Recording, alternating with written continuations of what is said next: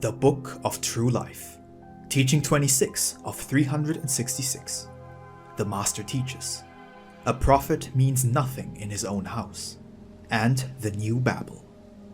Divine Revelations, Mexico, from 1866 to 1950.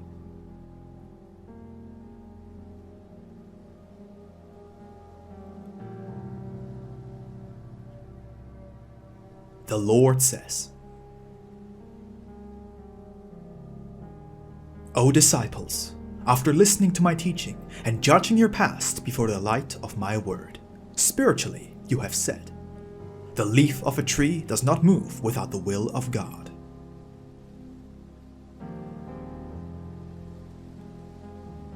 You think thus because you begin to understand that the hardships which you are enduring, like drinking from a bitter cup, have been like steps which have brought you closer to the tree of life, where the Master awaits you to grant you your heritage.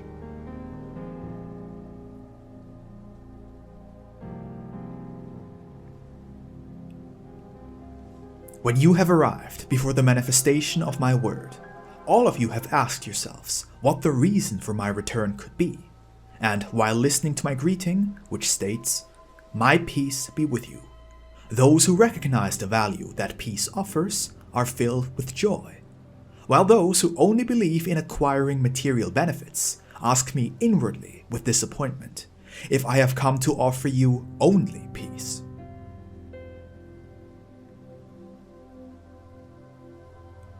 These who think like this do not offend me, because their incomprehension arises from their ignorance, and this is precisely the confusion that I have come to combat, illuminating the spirits with the light of my doctrine.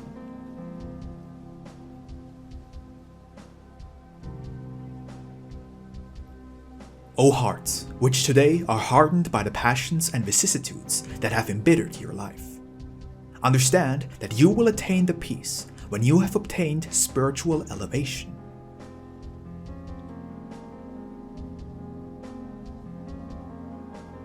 Peace in your spirit speaks to you of light, of morality, of virtues.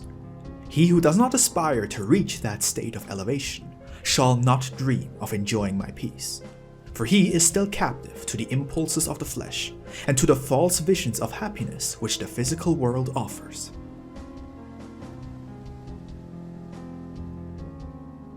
He who fosters an ardent desire for peace within his inner self, tired of worldly pleasures, is the one who seeks the liberation of his spirit, anxious to reach the goal for which he was created.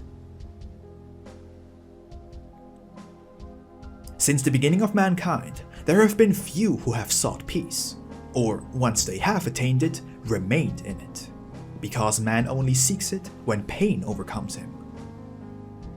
That is why you behold now, after one of your inhuman, destructive, and unjust wars, thousands of beings arise, thirsty for peace, which they were not able to esteem before, because they were not aware of the value that the divine gift holds.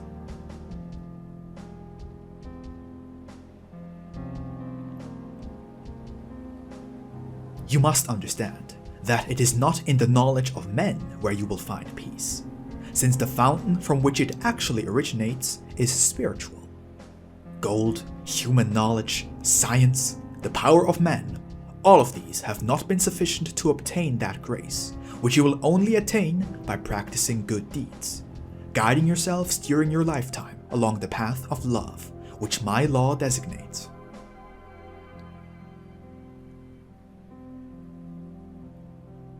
It will not come as a surprise that men whom mankind regard as wise, when they come looking for my revelations in search of my peace, they will take their place as beginners to study the first lessons of the Book of Life.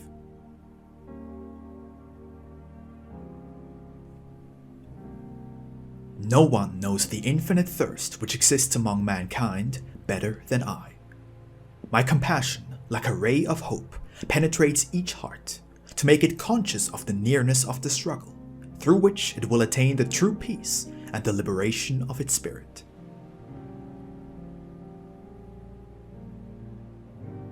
My teaching is the voice of the celestial trumpet, which has been heard by the spirits, to whom I have announced that the day of judgment, of atonement, and also of salvation has arrived.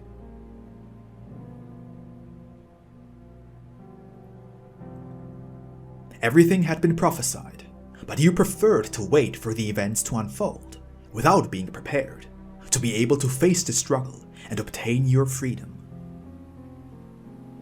You lacked faith, obedience to my law of love, and today you find yourselves weeping for your faults.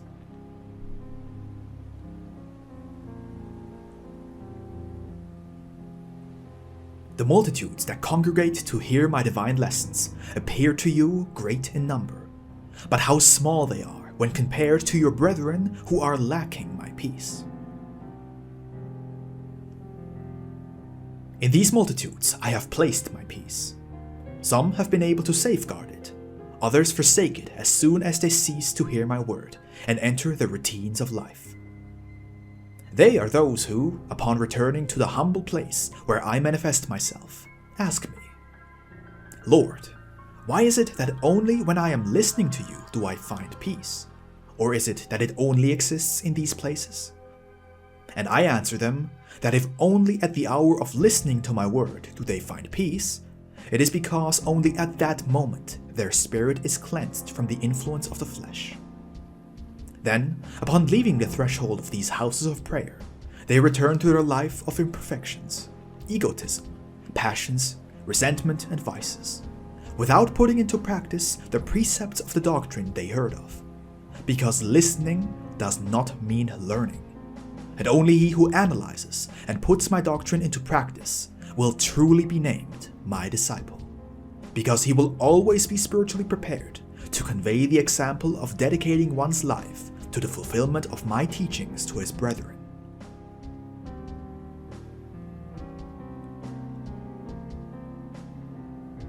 In this lesson, you will find the knowledge of the moral responsibility that you have pledged, for having received the gift of my peace within your heart, which you must share with your brethren.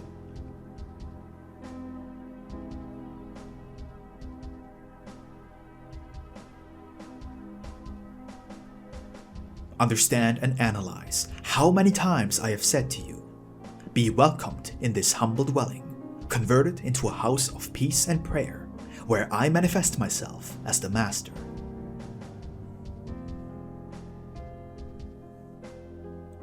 Through my word, you have understood your mission, as well as the restitution which falls upon your spirit. Today, you recognize that, in order to reach me, it is necessary to attain the purity that will make you worthy of entering the mansion of the just, which is the land promised to your spirit.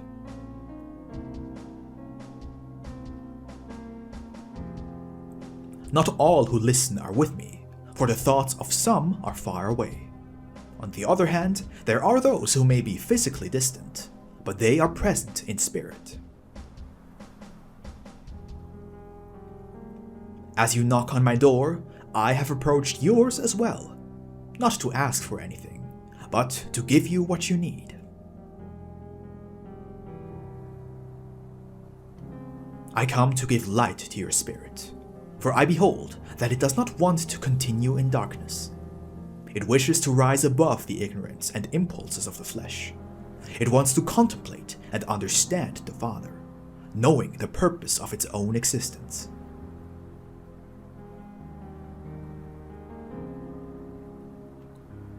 Awaken. Be aware of the time you are living in, so that when the moment comes in which men arise, profaning and erasing all worship from the human heart, they will have nothing to take away from you, because your sanctuary and your worship will be spiritual. Then your spirit will be able to communicate directly with my divinity. That will be its liberation.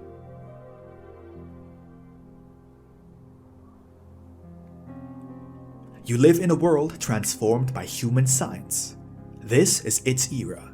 It is the time of its reign.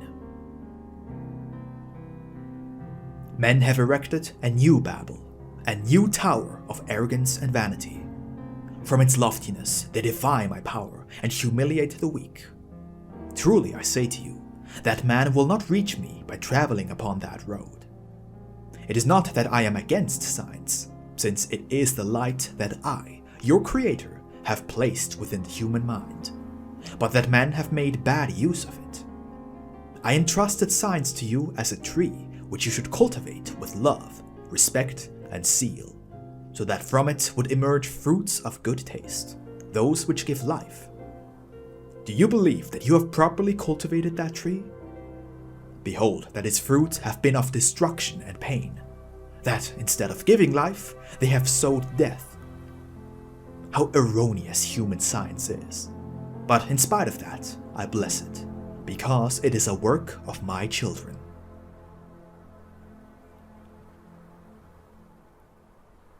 Materialism has enveloped mankind. From many hearts, my name has been erased. Men forget to pray, which is the spiritual way of conversing with God. My doctrine and my examples through Jesus have been forgotten, and those who try to persevere in my lessons and to comply with my law do so by means of idolatrous worship, seeking me through forms and man-made images.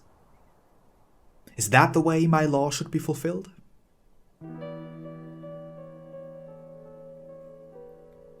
Many have found their God in the form of nature, exalting it as a creative fountain of all that exists. But in truth, I say to you, that this nature, from whose bosom have emerged all beings, the forces and material elements which surround you, is not herself the creator. It was conceived and created beforehand by the divine maker. It is not the cause nor the reason for life. Only I, your Father, am the beginning and the end, the Alpha and the Omega. The shade of the tree of human science has enveloped mankind. The majority of its fruits have poisoned it, and the time approaches in which the sickle of justice will appear to cut off every impure branch and all imperfect fruit.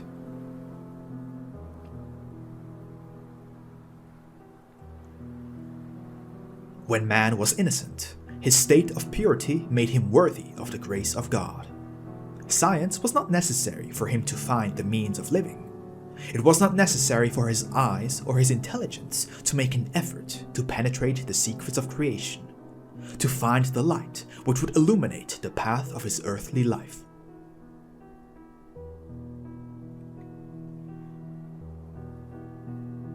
Nature, like a gentle mother, brought its bosom nearer to the lips of the child, to nourish it, but the child grew and, seduced by the external beauty of the fruits of the tree of life, it extended its hand, plucked and tasted them, awakening the need and eagerness for knowledge within its heart and entire being. The age of innocence passed, and a new stage began for man, that of science, in which the spirit was desirous to know the human existence and its mysteries. That was the beginning of the struggle, experiences, development, evolution, and restitution.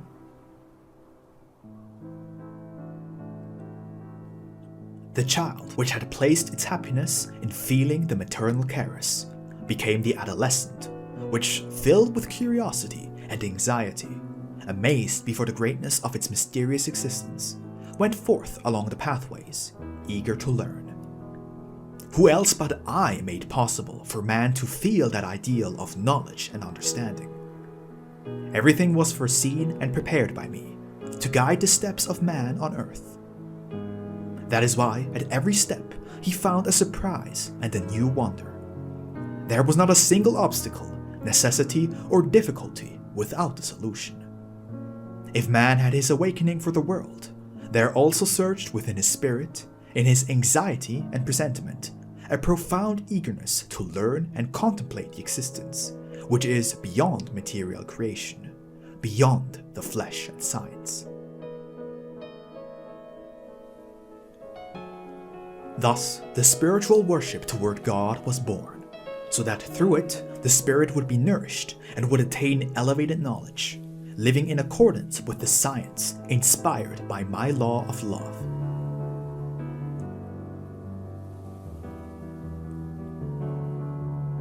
Not all men have conceived me in the infinite, in the spiritual, and in the invisible. That is why, since the beginning of mankind, while some have sought me beyond what is physical, others have done it by means of material worship. These are the ones who searched for me in the stars, in the elements, and in creatures, until they realized that whoever had created all that they venerated must be within infinity, and it was he whom they should worship.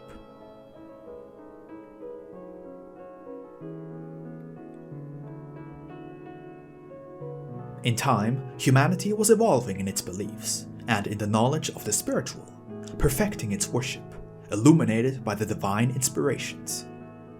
Nevertheless, even now, during this time, many of my children feel me only through forms, rituals, images, and symbols. The fact is that the spirit, still distracted with traditions, is satisfied with what little he obtains with his limited elevation. But in view of the mysteries, the hour of worry has come for him, and he suffers hardships and undergoes trials, such as he had never encountered before in his path. Thereupon he will awake and set out to ask, to investigate, as he did when he wanted to know the reason for life on Earth.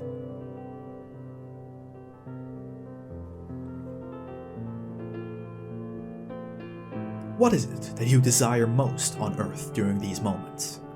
Peace, health, and truth. Truly, I say to you, that these gifts will not be given to you by your science as you had imagined it. Wise men question nature, and for each question she has an answer. But those questions are not always based on noble intentions, good feelings, or charity.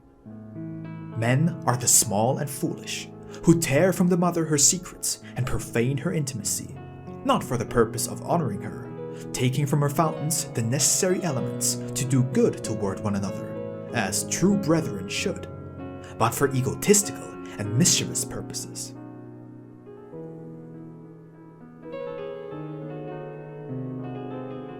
All of creation speaks to them about me, and its voice is that of love.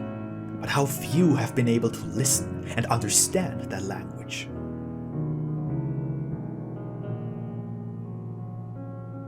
If you consider that creation is a temple where I dwell, do you not fear that Jesus will appear there, wielding a whip to drive out the traitors and those who profane it?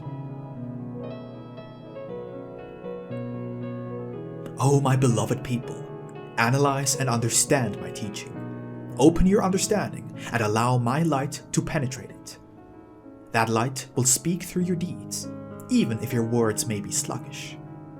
It pleases me that your speech is simple, for it will be your spirit that will give testimony of me.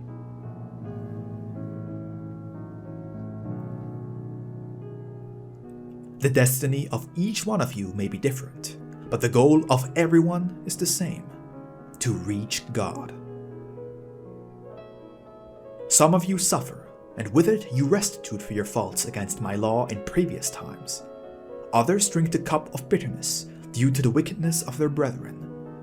The former are purifying themselves in the ordeals of life, while the latter will have to drain the same bitter cup which they made their fellow men drink. But truly, I say to you, the loving and perfect justice of your Father is manifested in one and all.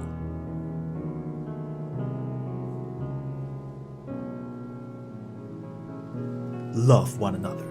Comply with my law of love, so that the light of peace and harmony shines in the east, where, currently, there is confusion and the bitterness of war. Feel the pain of mankind, and observe how they seek a savior, like the lost sheep that weep, calling for their shepherd.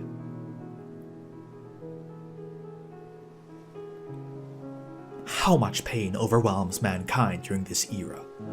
As soon as a child is born, it already begins to drain its cup of bitterness because of its brethren. Some lose their mother before feeling the first caress. Others turn deaf with the clamor of war, without having heard the sweet maternal lullaby.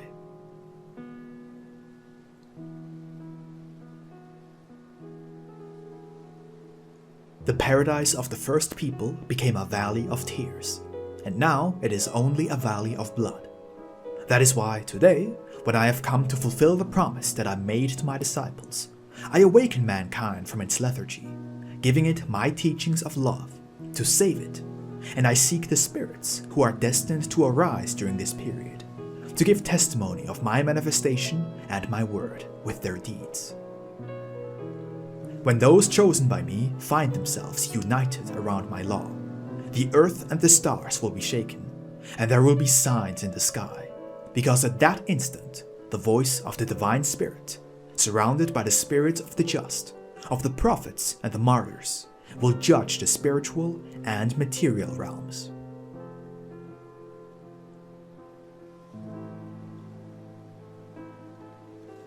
Then the time of the Holy Spirit will reach its plenitude. In order for you to make this prophecy known to your brethren, I ask you, when will you arise to fulfill your mission as the disciples of this period? When will you make your brethren listen to you and be moved before the voice of their own conscience? When are you going to convey this word of light and love to mankind? It is my will that you unite, so that in each house of prayer and in each congregation, the taste of your fruit will be a consistent one.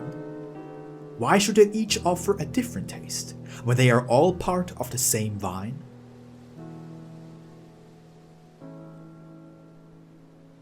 Study, practice, and arise in unity, so that your strength may be respected. Do not allow false manifestations to rise from my divinity within the bosom of sects or religions. Do not be the cause of false prophets arising, blindsiding the multitudes with their word.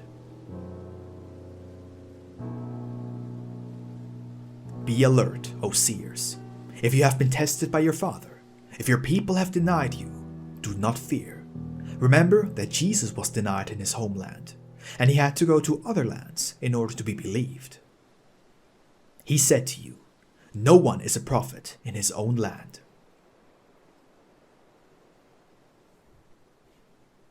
If they are doubtful about your virtues, there will be hearts who will truly believe you. Some of you will travel to foreign lands, where you will find more trust in your testimony than in the bosom of this nation.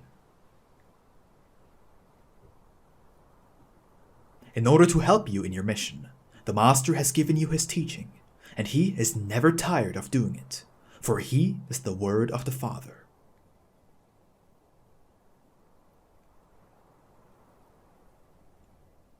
O my beloved disciples, provide the sick with the healing balsam. Do it with love, with the spiritual preparation, so that the needy may experience the divine consolation. On some occasions, I have permitted true miracles to be manifested, without your preparation having made you worthy of it. But now I say to you that you must not neglect your preparation, because I will surprise you. I will test you by not granting what you had hoped for, to make you understand that you do not know how to prepare yourselves, to impart a true act of charity.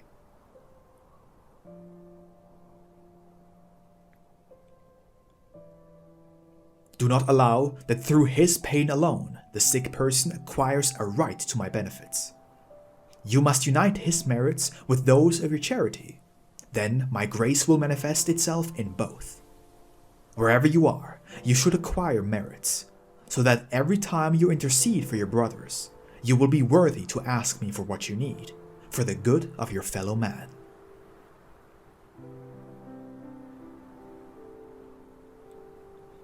Maintain your spiritual and material preparation, for you may not be aware of the moment in which you will need to perform an act of charity, and it would be very pleasing to me to make you keepers of my balsam, of the peace, or that which your brethren need most.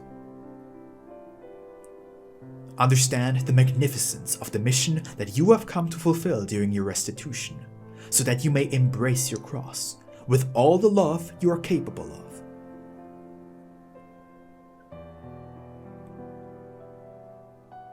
Here in the world, you do not perceive the voice of your conscience as clearly as you will hear it when you are in spirit. That is why, oftentimes, you neglect the fulfillment of your mission. But keep in mind that regardless of how far away the date of your departure to the hereafter may be, it will always be awaiting you. And when you open your eyes in a new world, you will only receive the light that you have obtained in your struggle, and you will possess the peace of which you are deserving through the merits that you have gained.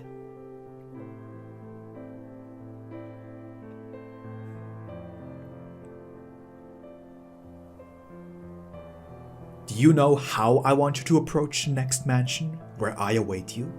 Filled with peace, illuminated by the light of wisdom, which should shine within every cleansed spirit, without doubts, without tears.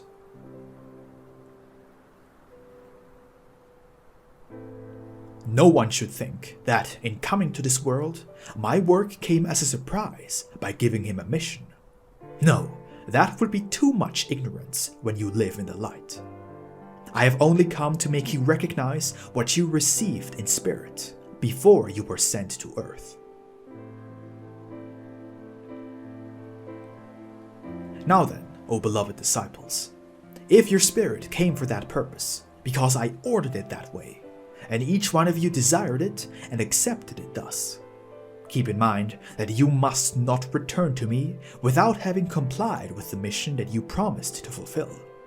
Otherwise, it would be very painful for your spirit.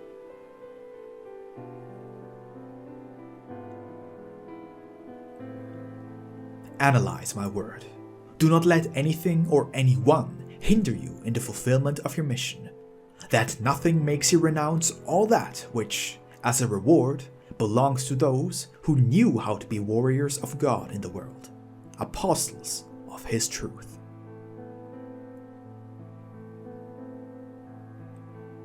In order to help you in your restitution, I am giving you my word, and its light will guide you toward perfection.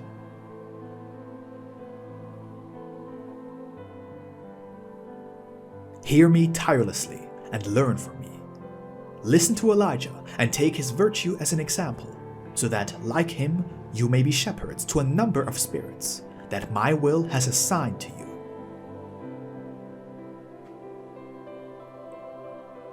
I behold everyone with love, and I say to you that during this era I have not only come to caress and give you my peace, but also to teach you, to make you understand that you are possessors of spiritual gifts, with which you should help mankind in its tribulation, to guide it toward its final restitution.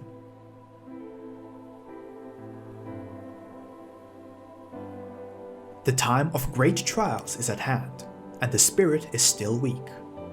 Great afflictions and disorders await it, and that is why I approach, as an ark of salvation, to protect my children and help them to evolve along the spiritual path.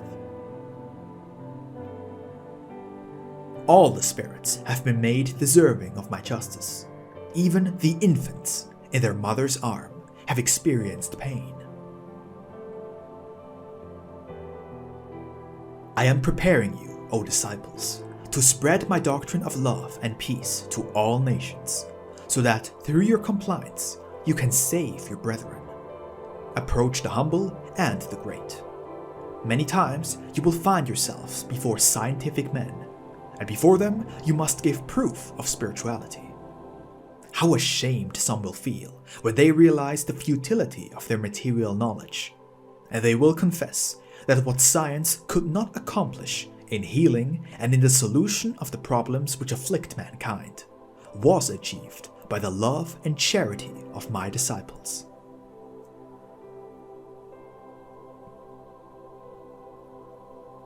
This nation, little known in the world, will have plentiful blessings. Its soil will be prosperous, and its coffers will be opened to send nourishment to the nations that are devastated by war.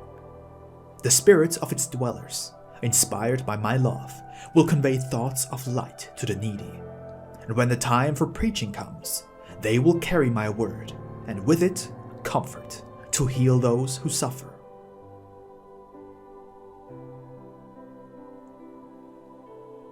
Many foreigners will come to join you in your ideas of peace and harmony. Spirituality, as a beneficial seed, will be spread, and the truth that it preaches will be acknowledged.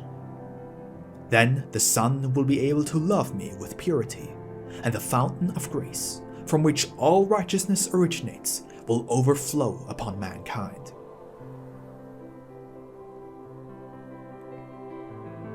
I want you to fulfill your mission during this period, and when you pass on to the hereafter, you will continue your spiritual work.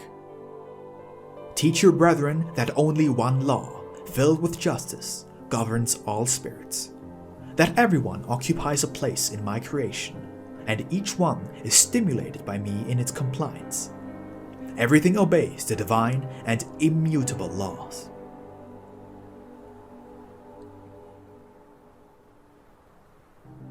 If humanity, during this time of trials, judges you unjustly and holds you responsible for the war of ideas, for the destruction of nations and the lack of peace, do not be intimidated or confused. Remain prayerful and vigilant. Do not fear if you are complying with my law. Understand that I have permitted wars to be unleashed, for the spirit of mankind to purify itself. Every nation, institution, and dwelling is touched by my justice, to reveal the degree of progress in which they find themselves. Be active as I have taught you. Regenerate the sinners, mend lives, and bring before me those who have distanced themselves. And when this phase has passed, the light of knowledge and experience will be within all spirits. My doctrine will inspire men, and there will be no adulterations or unrighteous interpretations of my law. If sometimes I call you children, it is because before my divinity you are still small, and in the face of eternity your existence is quite short. Do you not at times behold your happiness in something small? Do you not sometimes weep because of something that should not be any cause for pain to you? Truly, I say to you, that I have not come to only seek the poor and the humble, but also the one who has excelled in the world, whether through his power or his knowledge. I am calling all, so that they can obtain the purification of their spirit. If, among the poor, I have allowed myself to be felt through what little they possessed, to prepare and awaken them, those who have accumulated material benefits I will also touch, so that they may heed my call. He who is deaf to my voice I will lift from this world, and in the spiritual realm I will indicate to him the work that he failed to fulfill on earth.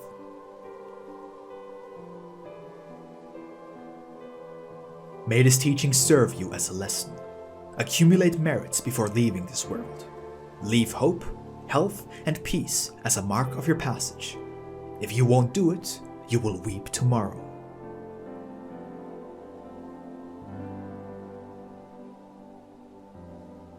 Your heart should be strengthened to resist the trials awaiting it. I have said that you will suffer persecutions and slander, that you will be blamed for the religious confusion that is to take place.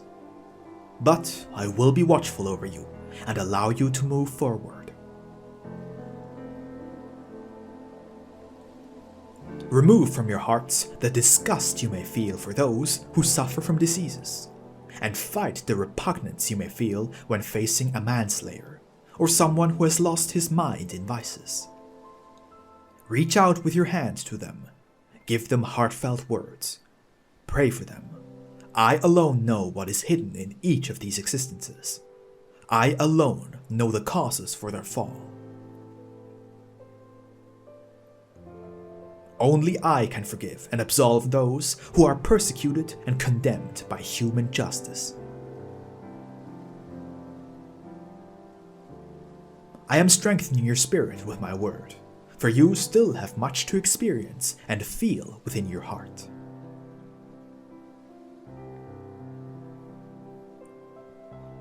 I am sensitizing your feelings, which have become lethargic through your materialism. Yesterday, you did not feel the affliction of others, but soon your eyes will shed many tears for the suffering of your fellow men.